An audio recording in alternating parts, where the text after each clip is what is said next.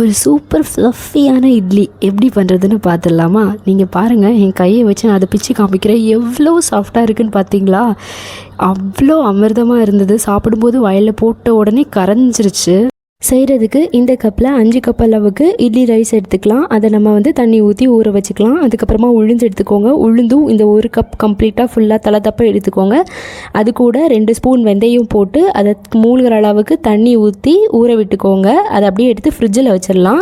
அப்புறமா உளுந்து மாவு அரைக்கும் போது இந்த பதத்தில் இருக்கணும். அதை நல்லா பார்த்து அரைச்சிக்கோங்க. அதுக்கப்புறம் அரிசி மாவு ரொம்ப சாஃப்டாக இருக்கணும். இந்த மாதிரி அதில் 1 கை அளவுக்கு உப்பு போட்டு நம்ம கையை வச்சே கிளறி வச்சுக்கணும். அப்போ தான் நல்லா புளிச்சு வரும்.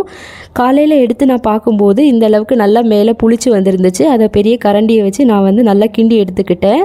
அதுக்கப்புறம் இட்லி ஊற்றும் போது நல்லா எண்ணெய் தடவிக்கிட்டு அதுக்கு மேலே இட்லி மாவு எடுத்து பார்த்தா பயங்கர சாஃப்டாக இருந்தது. ரொம்ப ஃப்ளஃபியாகவும் இருந்தது. ட்ரை பண்ணிவிட்டு சொல்லுங்கள்.